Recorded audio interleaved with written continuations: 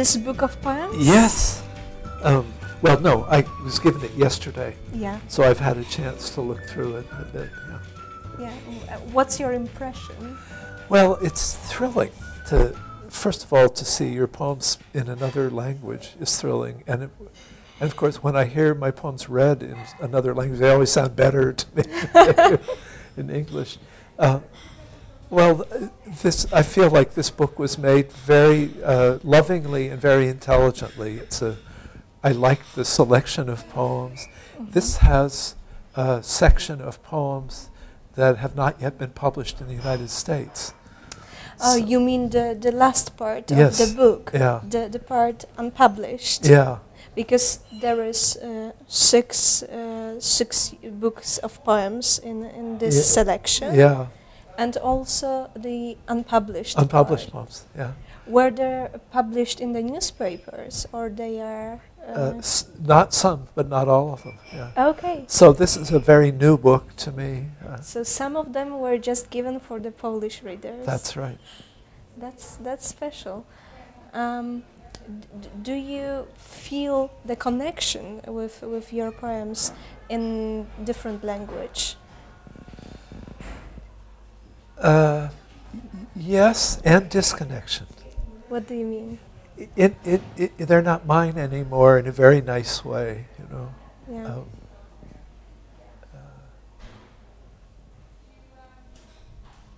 Did you have the chance to read the preface? I have not had the chance to read it, and I read Polish very slowly and with the dictionary. So when I get home, I will be able to read the preface, but I can't easily read Polish. So. Yeah, I will just maybe not quote something from here, but there is a part that surprises me a little bit because Paweł Marcinkiewicz, who wrote the preface, wrote in it that the issue of aesthetics is very important for the literature, for the poems, but there are more important things in the world. Yeah. And this is quite surprising as the sentence to open a book of poetry. It's of course in very positive meaning, but there is a suggestion that you point out some kind of more important things than aesthetics in the poetry. Yeah. And would you agree with this? And oh, it's such an interesting question, and a bit of a problem because it could be answered two ways. One would be in relation to contemporary critical theory. There's been an argument, to simplify it, put forward that aesthetic responses always at some level falsify deep ideological issues, and that if you feel a sense of closure, a sense of pattern or shape at the end of a poem, you can bet that it means that the issues in the poem, the content, has been falsified. That's a harsh version of the story. And so in American literature study right now, to study literary theory is to study theories of suspicion about aesthetic effects. yeah, So, and I think that's healthy. It's an interesting thing. But where I come down on that is that it seems to me obvious that really interesting literary works don't falsify experience.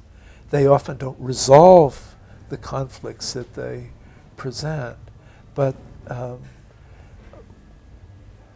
there is a way in which any work, it doesn't matter whether it's a painting or a piece of music or a film or a poem, tries to say some version of the truth about whatever the subject is.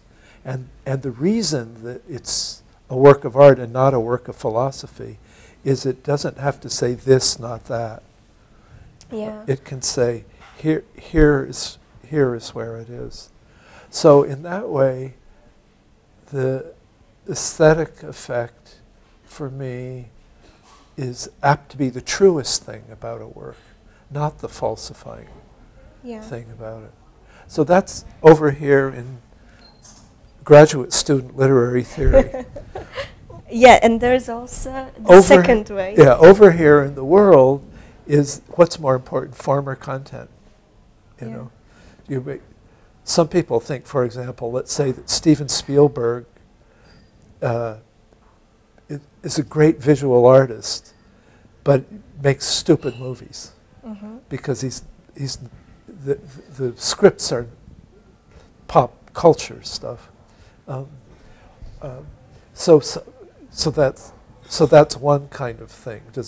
Which matters more that you, and also with a young poet, you tell a young poet, master the form, master your art, let content take care of itself? Yeah. Or do you say, the world is on fire, you don't know yourself, you don't know the world, find your way to your subject, let form take care of itself?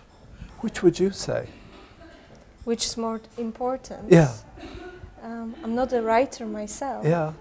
And it's as a reader? Really difficult question. The perfect would be probably to combine those, to be able to do them. But I also thought that there is often an issue at the beginning of the poem, a thought you want to present, and not just an impression or vision or a form.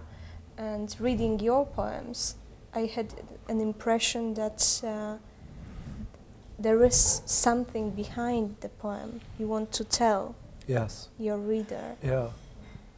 I think, well, every poet has a range, or that they're in. That is, there are poems of mine that I care mostly about the sound in a way, the sound and movement, the feeling. Yeah. Is it different periods of your writing? No, I don't think so. I think in each period, I have this going back and forth between. Someone once said to me about teaching, an older man said to me, you teach your students more by the way you walk in the room than by anything you say. And I have an actor friend, Willem Dafoe, who said, the most important thing I had to learn as an actor, a movie actor, was how to walk. So there's a way in which the first thing a poet has to learn is how to sound, or to figure out how you sound. You write a certain way, you have to figure out how that sounds. So that communicates by itself. And you can write in such a way that somebody right away thinks, oh, avant-garde, or classicist, beautifully done. Or you can write in such a way that people don't particularly notice because they notice the content first. And it was always my impulse to be that kind of writer. Yeah. But I like the idea, I think this was my generation, the artists I was raised on, the modernist generation. I like the feeling of a work of art being made to be in the art at the same time that I don't want style to be the first thing that you notice. Does that make sense? Is that clear? Yeah. It brings to my mind one of your essays from the 20th century, Pleasures. Unfortunately, not the one that was translated here and published in the book, but there is an essay in which you tell the story about your son, the one when he sleeps and he wakes up every day at a different time, every time earlier, and you have to wake up every time earlier with him. And that it made you angry in some way, and then in order to understand, you went to his bed, and the morning sun woke you up, And great discovery. You know, why do children wake up when the sun? Because his bed was right, faced directly east. So he woke up as soon as the sun rose. Yeah. And it was springtime, so he's waking up 1 minute earlier every morning. And if you're struggling, writing late at night, it's raising a family and struggling, you think, oh no, he's a minute earlier. It was very funny. Yeah, and I thought it's a great metaphor how you present pattern and symmetry in a poetry, that it doesn't have to be seen or obvious right away. Yeah. You have to discover what the pattern actually is. Yeah. Yeah, it's true. And it's something for me really delightful about that thing, about form and patterning in the way that it in the way that it works, and magical sometimes. I think it's a magic that has to do with the most primary kind of learning, which you're about to get to watch happen. It's really quite fantastic, and there's philosophers who say that the basis of all human intelligence is, the phrase they use is object constancy. Yeah. That if you go to sleep in a room, when you wake up, it's the same room. That's the first information. Babies don't necessarily know that. Your infant is going to be, they don't necessarily know that they're there. Yeah. They know that you're there. And when you nurse your baby and look at it at the same time, it's slowly, it has hunger. Yeah. But it's slowly going to get the idea that there's a there. Yeah. There's some that our first experience of repetition is the experience of our own formation. Mm-hmm. And if we're lucky enough to be getting warm milk at the same time, why not? It's going to stay with us a long time. So the experience of form is primary magic. Yeah. Primary magic. It can also be falsified, which is why that critique of aesthetics is so important too. Yeah. What is then more important for you in the work of art? To preserve the pattern, to build up this feeling of constant, of calmness, or to break the pattern?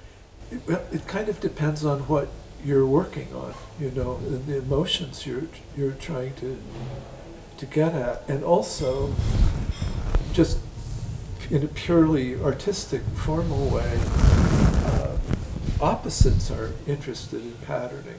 That is,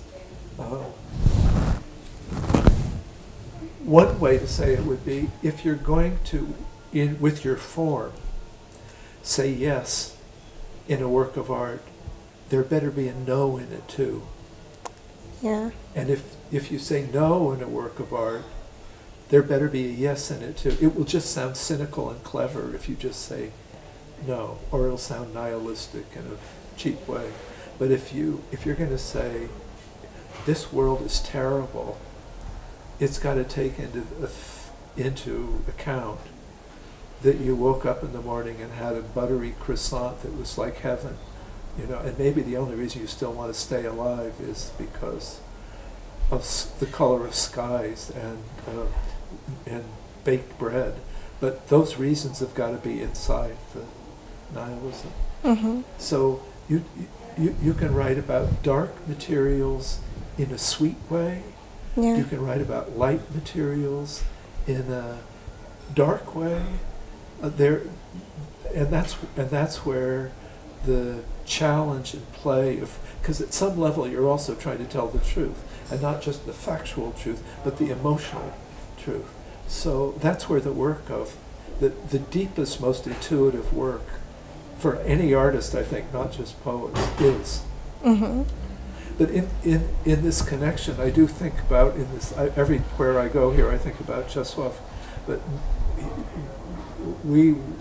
during the time when the Serbians were invading Kosovo, he was very upset that the Europeans, NATO did nothing. They just watched this slaughter happening, and he was furious about it.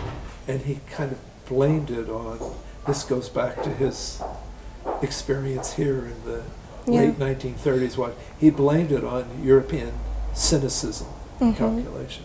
And he wrote a furious poem in Polish, and then the New York Times wanted to publish it. Yeah. So he called me, and I came over, and we sat down to work on this poem. And it was just kind of a rant, it was blah, blah, blah. And we had finished working on it, and he said, well, you don't tell me what you think of the poem. Yeah. And I went, because really it wasn't very complicated, very good. And he said, I know, it's not very good, but sometimes it's better to be ashamed than to be silent. So there's that other thing to be said, that in the Miloš Festival, there's been a lot of talk about this time about ecological damage, and that you can't write old-fashioned nature poetry anymore. That your generation, your child's generation, are going to know that the earth is really in trouble and human beings have put it into trouble, and that's got to be reflected in poetry. And whether it's reflected in great poetry or not, it better be there. And I think that's true with politics in general, that one, not all poets should need to address all these subjects, but it better be part of the conversation, because if you're in a house that's burning down and you're only writing poems about personal relationships to sky in the air, there's something wrong. So. Yeah, and this is where we come back to the issue of poetry and its involvement into the world. And so I would like to ask you about the ecological poetry. Do you feel that your poetry is ecological? And in what way it would be? Yeah. I think about this a lot, this subject, and so I think about the word ecological, and I think when I started to write and was starting to read contemporary poetry, there were a group of poets who were thinking about this subject. One of them, a very great poet, I think, Gary Snyder, wrote a book punning on the word oikos, which home, which is oikonomics, is home.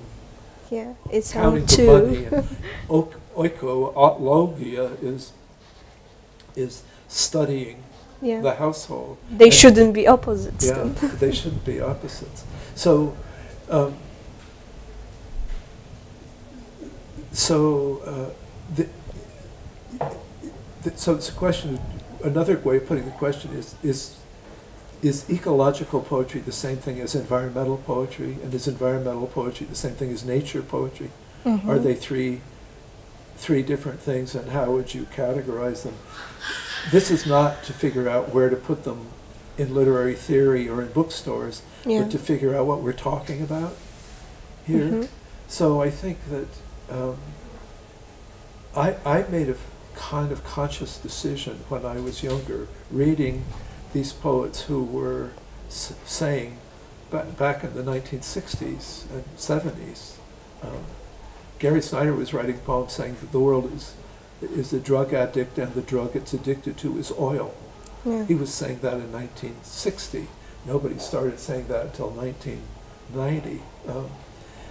And looking at his poetry, when I was in my 20s, the way you do with older writers, or Wendell Berry, a poet who went back to the farming communities of the American South to try to figure out where the small towns were dying and the culture around agriculture was dying, to try to figure out how small town and village life could have their traditional richness when corporate agriculture with gigantic machines and gigantic technology was destroying the old patterns of agrarian life.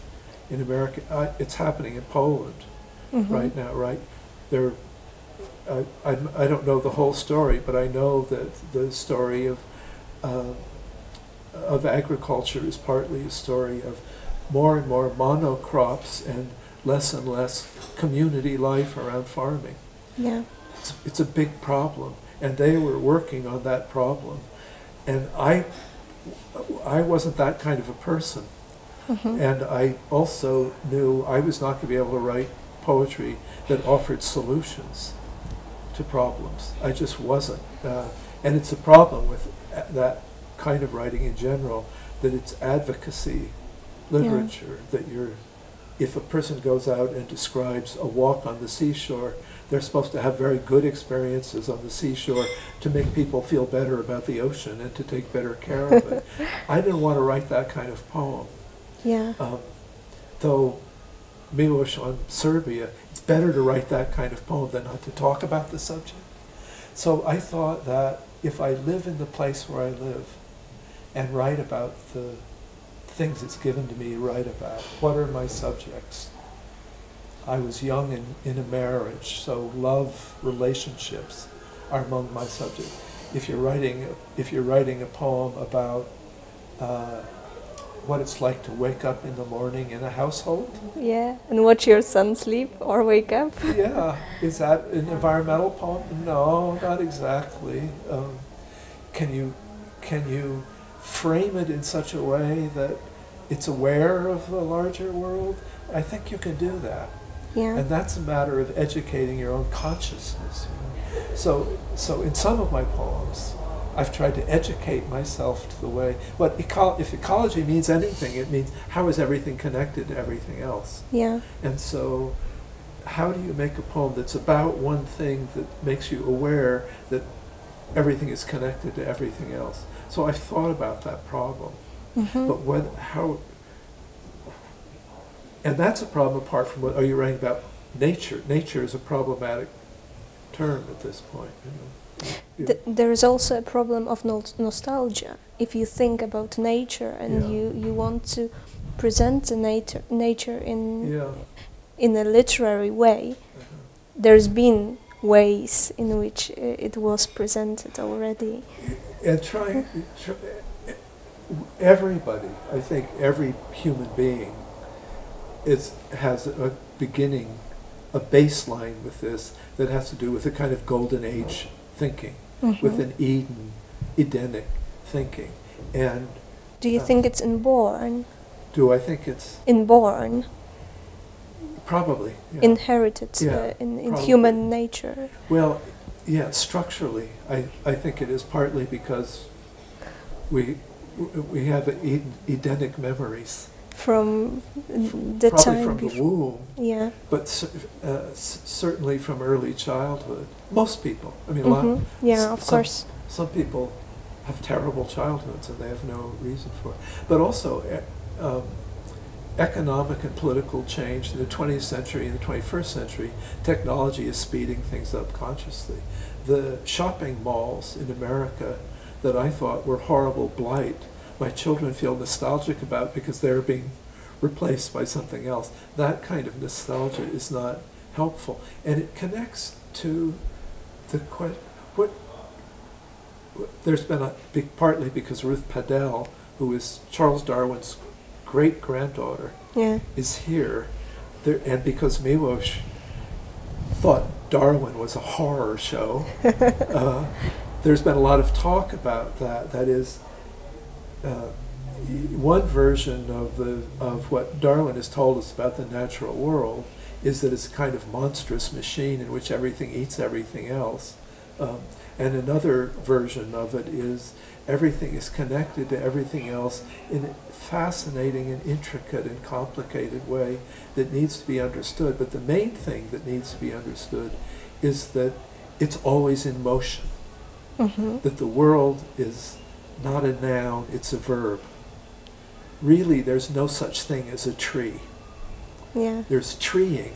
It's a process that's going on, you know. And at the same time, we need to have this word, tree, yeah. to have something to stick to. Yes. Mallarmé, this rough translation, has a sentence in which he says, a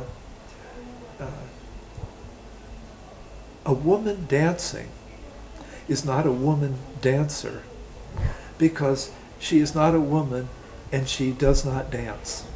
It was a way of saying you can't catch the action of the world.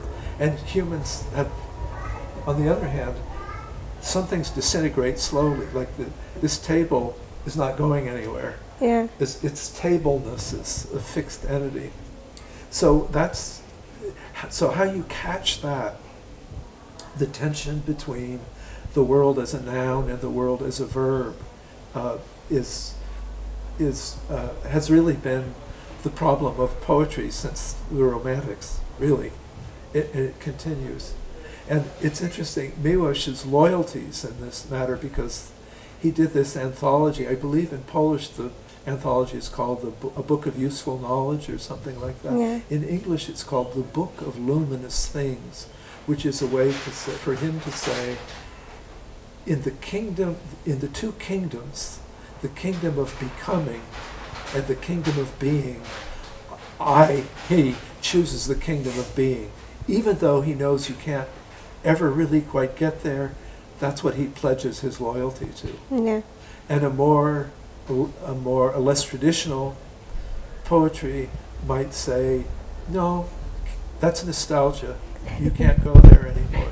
We have to understand how to dance inside the dance. Do you choose? Well, I think I avoid choosing as much as I possibly can, and I think that in the dynamic of our experience,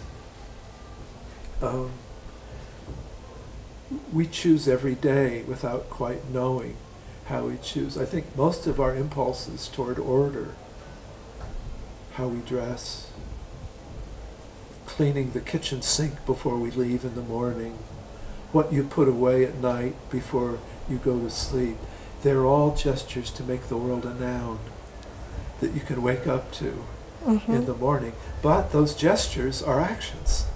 Yeah. They're movement, inside movement. So I think we have a sensation of both being held by and holding the world in the way that we move through it. And I think that if a work of art can reflect both those things, it will be nearer to what life is like.